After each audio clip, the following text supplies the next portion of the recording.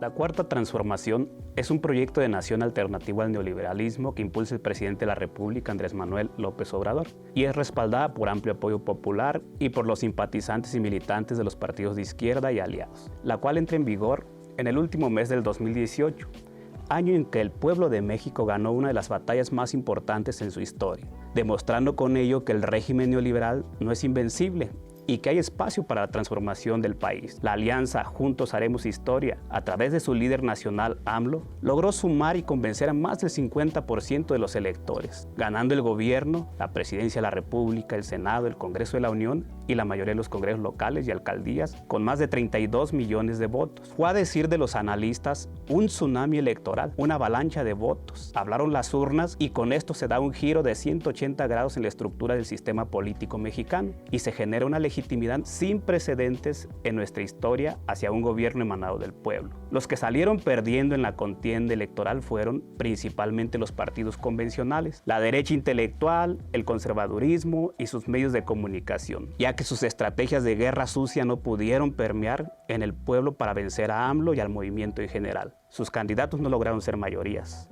El partido hegemónico, el PRI, que después de ser el partido en el poder y haberse mantenido en él por casi un siglo, se ha derrumbado, ocupando un espacio marginal en la configuración política actual. Y eso habla muy bien de la estrategia obradorista para sumar y ganar la elección y al mismo tiempo regresarle la esperanza al pueblo de México. Lo que se vivió fue un proceso sin precedentes, en donde asistieron todas las clases y sectores sociales. Estamos hablando de una verdadera unidad del pueblo mexicano para dimensionar bien la transición al nuevo régimen político y social emanado de este movimiento. Es necesario entender de manera sistemática y profunda, entre muchas otras, las causas que hicieron posible este triunfo. Asunto muchas veces soslayado y parcialmente estudiado. Por mucho tiempo se difundió un marco de análisis político de corte liberal que predica que en México vivimos la alternancia del poder similar a los Estados Unidos de Norteamérica y que la sociedad vota sobre este precepto. En consecuencia, el pueblo de México se mueve entre los cambios de gobierno y no de modelos económicos y sociales. El denominado gatopardismo, cambiar para que todo siga igual.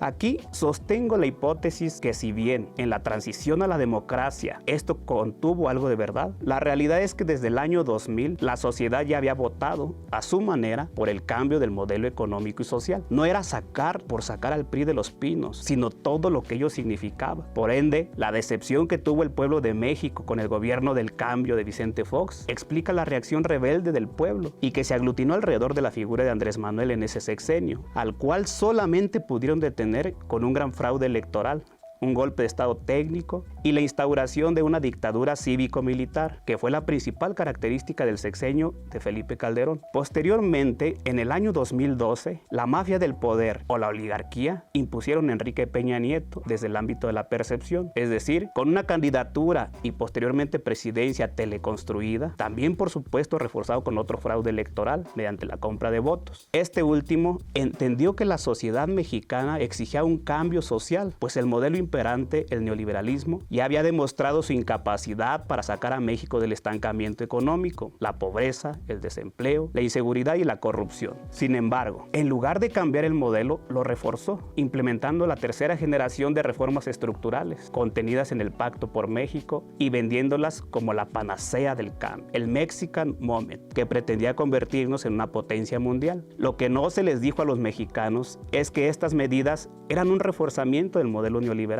el mismo modelo que intensificó el proceso del subdesarrollo, que hizo que pasáramos de ser la economía número 10 a inicios de los 80 a ocupar el lugar número 16 en 2018. Por el contrario, países como China, Corea del Sur y el sudeste asiático, por cierto muy poco neoliberales, teniendo una situación económica similar o peor a la nuestra en ese entonces, hoy son países desarrollados. Es decir, con el neoliberalismo tuvimos más de 3 décadas perdidas para el desarrollo nacional. El modelo neoliberal, en síntesis, son medidas contrarrevolucionarias, es decir, una regresión al régimen porfirista, una vuelta al modelo de modernización desde arriba que consiste en la retirada del Estado en la economía para dejar libres las fuerzas del mercado, un modelo impuesto desde las potencias imperialistas del Consenso de Washington y que mandatan la privatización de todo, dejando al Estado solamente como garante de la seguridad y la impartición de justicia. De esta forma, se privatizaron los bienes públicos estratégicos de la nación como los energéticos, la banca, la infraestructura carretera y ferroviaria, etc. En términos macroeconómicos, se dio prioridad al combate a la inflación, no al crecimiento, y mucho menos a la distribución del ingreso. Se abrió la economía al mercado mundial para competir con nuestra principal ventaja comparativa, la mano de obra barata. Es decir, volvimos a ser un enclave primario exportador como en los tiempos del porfiriato. Así, a las exportaciones primarias como el petróleo, los minerales y algunos frutos como el aguacate se le suma la mano de obra barata, ya sea como mano de obra migrante o de las maquiladoras, que al final de cuentas viene siendo lo mismo, ya que las maquiladoras, al ser pasajeras y no formar cadenas productivas ni derrame económica,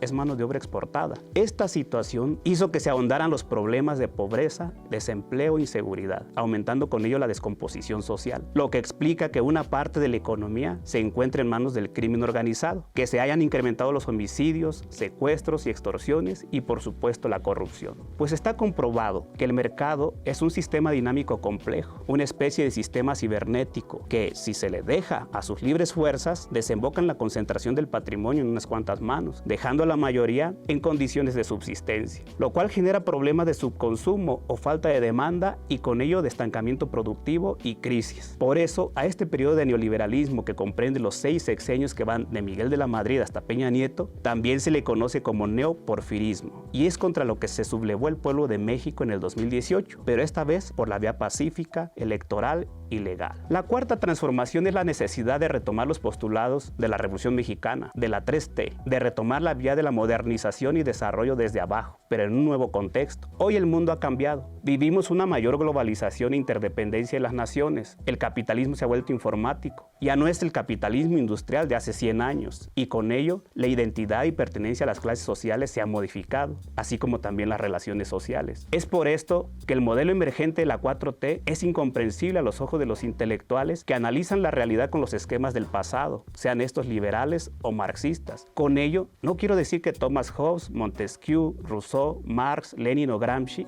hayan perdido vigencia. Lo que quiero decir es que hay que releer a estos en función de la realidad modificada, pues es la realidad en última instancia la que da la pauta al conocimiento, tanto para su producción como su comprobación. En ese sentido, la 4T es un nuevo régimen donde confluyen ideas nuevas, pero también ideas ya probadas del pasado. Es un modelo con características propias de la historia de México.